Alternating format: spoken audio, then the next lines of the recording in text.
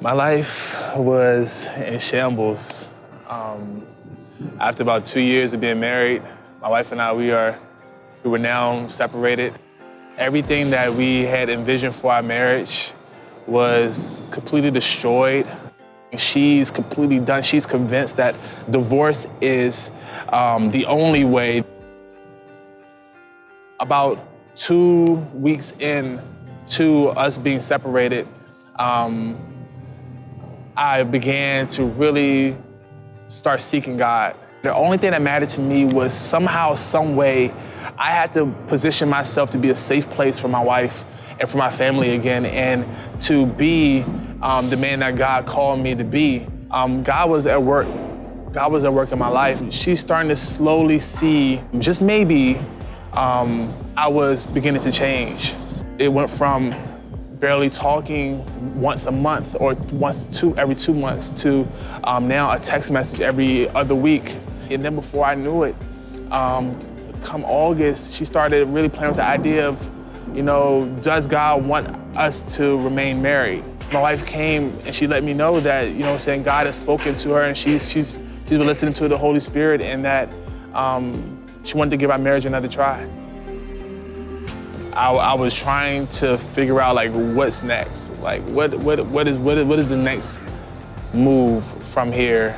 And one of the main things we were focused on was the idea of worshiping together, because during this time we weren't worshiping together and we were going to separate churches. So, man, we heard about the point, and when we pulled up to Monticello High School, there was just along the path to parking, it was just greeters, people outside greeting. But man, I was just like, man, there's no way that this place is as lively and as exuberant as these people outside are making it. And I was completely wrong with that. So we were listening to the worship and we singing, and they're singing it. I know Brittany, she fell in love with it because she's a worshiper, and I think at that moment she was probably sold. I do remember Pastor Gabe walking up on stage, and one of the main things that stood out to me about him was he immediately started off super transparent, and I was captivated. I was captivated with his word, with his presence, with his transparency, and I was locked in. And when he started crying, man, I was like, yo, he's about to make me cry. So after the service, I was heading out and I saw just one of the guys I assume was the leader there. He was talking to people, and he was super adamant about me communicating with him and connecting with him. And to be honest, I did not. But I do remember about a couple weeks later, we found ourselves back at the point, and we had the same, it was like literally, it just got better. It got better. The whole experience from walking in the door to coming out the door was the same thing. And then once again, I ran into this leader leaving out, and he remembered me. He remembered my face, and he was like, "Man, I thought I told you to email me." And I was like, "Oh man," I was like, "Man, we have to do it." So we got up together. We had coffee and we talked. We shared our stories and our experiences with one another. And I think right then I realized that the point was going to be our home. My wife and I, we've continue to come regularly to the point. We consider the point our home.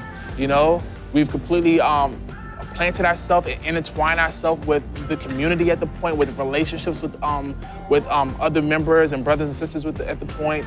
We're growing in those relationships, man, having fun, just loving people, loving life, loving where we are right now. Of course, we still have our stuff that we're working through, and with the grace of God, by the grace of God, man, He's put us in situations with individuals through the point that's actually really edifying our situation in our marriage. So now, man, right now I am one of the student life volunteers, leaders, I guess, for the 9th and 10th grade boys. We have a ball just watching these young men learn about God, learn about self. We're talking about some real stuff. We're talking about some real life issues that these young men are encountering on a daily basis, man. And to see them open up and to share with their experiences with us, man, is an honor. And Britt, she's serving on the worship team, and I know she's having a ball with that.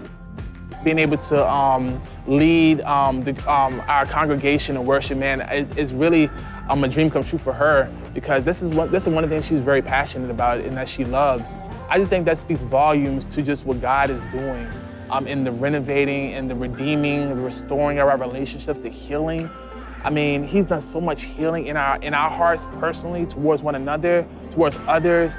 I mean, just in general, in the places of pain and mistrust and all of this stuff that the past year had now put into our marriage. God is just at work, and he's constantly at work and constantly calling us closer and closer to him. And we're so grateful for the point and for everyone that has really fortified themselves around us as brothers and sisters, to love on us and to pour into us and to allow us to also share and to be who we are.